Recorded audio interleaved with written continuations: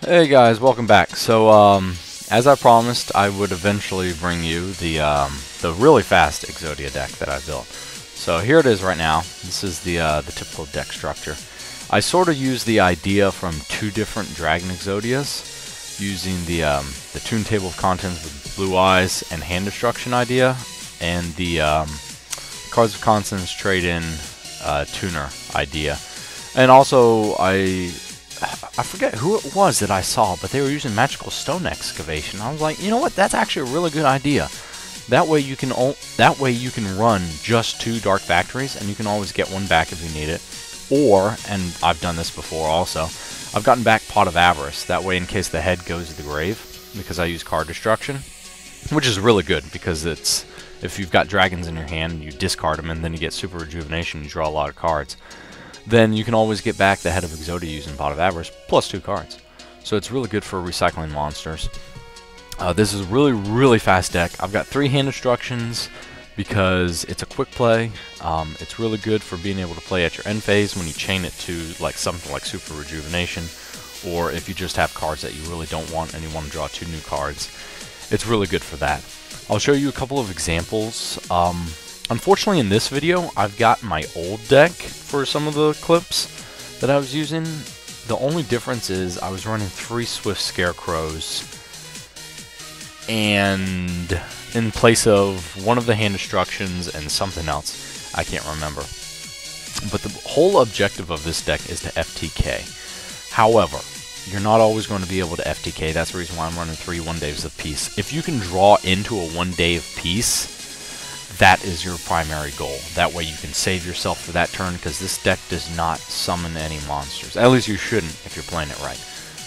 That's the reason why I only run 1 pot of duality, because the whole objective is to, you know, OTK, FTK, depending on your opening hand and who goes first. It'll be easier sometimes than others. So enough of that. If you've got any questions, we'll wait till the end. And let's just go ahead and hop into some of the examples. So, the first example, I actually specifically chose this one because I thought I was going to win until he pulled a really dick move on me. So I actually lose this first one. And I wanted to essentially show you that this deck can lose. And the reason why this deck has only gotten better is because I did lose. If I won every single duel with this deck, then it would never get it any faster, because I would already think it's as fast as it needs to get. So, thankfully, losing has helped me make it better, and that's the reason why I do now FTK. So as you can see, I drew into the 1-day of peace, which is your primary goal right here. Even if you can't do anything else, 1-day of peace will be there to save you. If you use hand destruction, you preferably want to send pieces of Exodia to the grave, because you can always get them back with Dark Factory. And now, as you can see, I've got Trade-In, so I can ditch the Blue Eyes, and I've got another Dark Factory just in case, and that will help with Super Rejuvenation, because I get to draw 2 cards out of that. And then I Dark Factory again because I've got another Trade-In. Might as well bring back Blue Eyes. But unfortunately, hand destruction does not allow you to use the dragons that you discarded as discard, because it actually says send. It's the same reason why, Dark Worlds don't run hand destruction, because it says send instead of discard. But it's okay, because I've got 3 hand destructions. So that should be like maybe 3 cards apiece, something like that. So let's see, 3 cards apiece. And then you can chain hand destruction if you want to get rid of cards, so that way you can draw 2 extra cards. And then 1 last hand destruction. There you go. So you've got a pretty nice setup. You've only got 5 cards remaining. And, not sure how many Exodia pieces are in the graveyard, but it's okay, because we've got Magical Stone Excavation and a 1-day of peace. So I'm protected this turn because oh crap, yeah. So there you go. That's my point right there. If they activate a card destruction, you lose.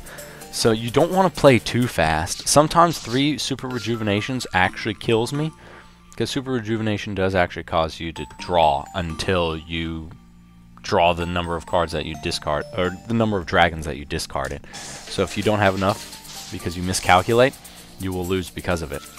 But it's okay. Also, a little tip. So we've got our one Dave piece that we wanted. That's good. And for some reason I play a monster face down, even though I didn't need to because of one Dave piece. And as you can see, these are my 3 Swift Scarecrows.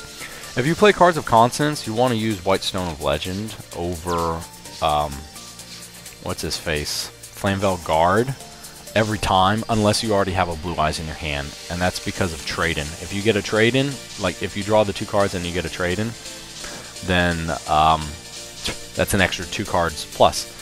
So this is also back when I was still running Backup Soldier, by the way, in place of something. I'm not sure exactly. But you don't want to do Backup Soldier because you can't FTK with Backup Soldier because it's a trap, obviously. Unless you run Bubble Man and Bubble Illusion, which I found out does allow you to activate traps from your hand that turn, which is pretty cool. And also, I'm not sure why it's legal, seeing as they banned Macula Destructor and Temple of the Kings. But it doesn't matter. So this guy's running Laval Quasar, and let's just say I beat him so fast that he doesn't even have a chance to get out Rekindling and summon Quasar, because I beat him next turn. So I'll go ahead and activate this, which I can only bring back 1 monster, evidently, Flamvell Guard. But that's fine. Because Upstart Goblin, I've actually Upstart Goblined into an Upstart Goblin into an Upstart Goblin. Magical Stone Excavation for an Upstart Goblin, and then Upstart Goblined again. But here is a pretty good hand, because I've got cards of consonance, 3 pieces of Exodia, and I'm safe for a turn, but it's not even going to matter. So in this case, I'm actually going to choose a piece of Exodia, because I'm so close anyway, that I can hand destruct for something else, and hope that I draw it, and I do. So there you go, victory by the effect of Exodia. And yeah, it's pretty sweet. It's really fast. I rarely lose with this. And I've actually just added 1 card to the deck that I just added this morning, actually, and that's Neo-Spatian Grand Mole, I believe his name is.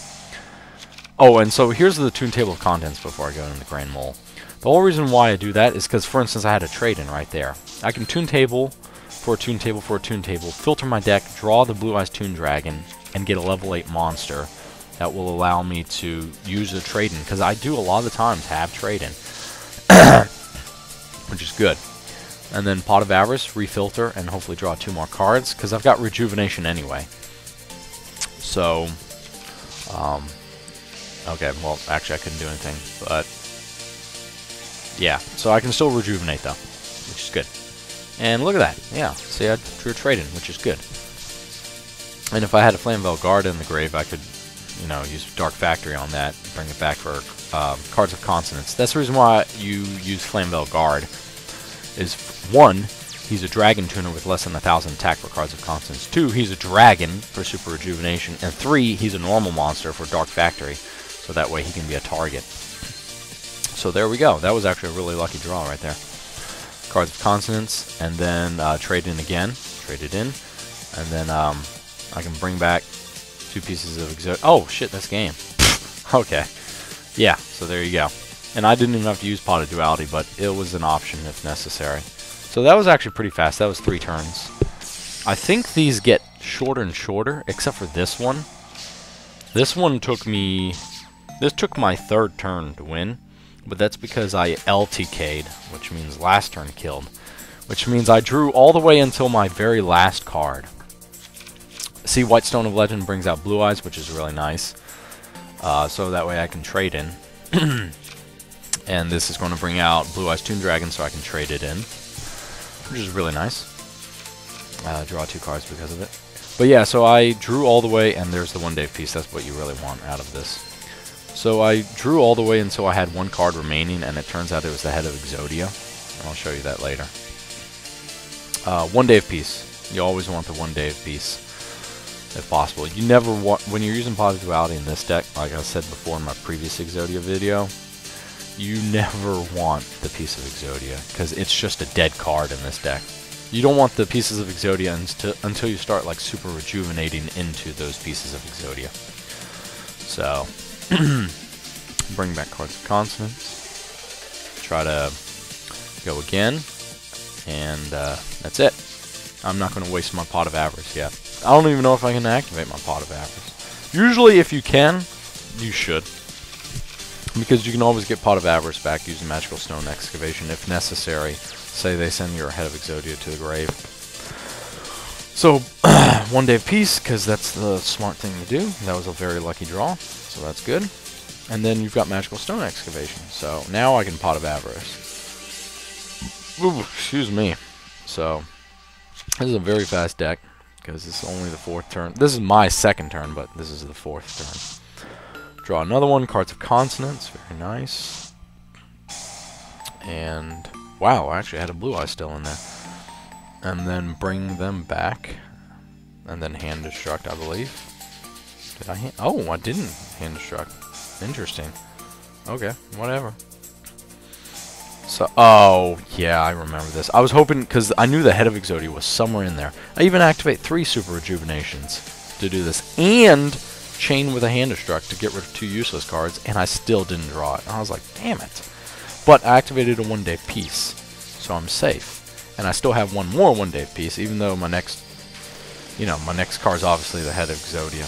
And in the replays, they actually allow you to, if you hover over your deck, to see what it is. So he chose monster cards, so I can't activate like monster effects, but it doesn't matter because you can't negate, you can't. Yeah, you just can't negate Exodia's effect. It's a condition. If they're all in your hand, you win the duel. It's a condition. It's not an effect. So I drew, and of course I win. So, yeah, this is a really fun deck. Sometimes I have opponents quit out as soon as I play Toon Table of Contents, because they know the only decks that run Toon Table of Contents are Exodia decks. I've never run into a deck that runs Toon Table of Contents that wasn't an Exodia deck. Let's just put it that way. Even a Toon deck. I've never seen it run Toon Table of Contents. Cards of Consonance, obviously, because I've got 3 targets for that. So, I'm still running the old version of this, obviously, because I see a Swift Scarecrow right there. But yeah. I don't know if I activated 1 day of peace. I can't remember. Ah, shit. Well, actually, that's not bad. Gives me a new hand. There was nothing in there that I absolutely needed. And he's running a Fable deck. Oh yeah, that's right, I did activate a 1 day of peace, because he tries to attack me, and of course he destroys that monster, but he inflicts no damage. So, Dark Factory for a Tuner and a Blue Eyes. That's what's so great about them being normal monsters, is I can do that. And then, I've got Super Rejuvenation, which is pretty nice, because I can end it with Super Rejuve. Draw 2 cards apiece. So, God, my ear is really itchy. Okay, there we go. And I could have used hand destruction, but one of the things about this deck is just learning what you should do at what time, and also just how you feel. This deck allows for a lot. It allows for room for error. Let's put it that way. A lot of the decks that I build, I try to allow room for error. Because no one's perfect. I don't expect anyone to be perfect, because I know I am not perfect. So if you screw up, it's fine. There's always a plan B in my decks. Because I have before screwed up, and I learned, oh crap, I screwed up. Well, I need to make sure that I have some sort of negative feedback. That way I know not to do that ever again. So, at this point I would hand destruct. Well, but I didn't hand it. Oh, because I have a Swift Scarecrow. Yeah, I apologize. My screen's really small that I'm looking at right now. Normally I would hand destruct because I wouldn't have a Swift Scarecrow. But that was a lucky draw. 1 day of peace. But yeah. So now I will hand destruct. Because I've got the Head of Exodia. And I believe I have 2 pieces of Exodia in the grave. So I'm just going to chain to whatever the hell he was about to do. And that ends the duel. Because I won. Yeah. But anyway, so that's the end. I hope you all enjoyed it. If you have any comments, questions, you know where to leave them, and I bid you adieu. Thanks.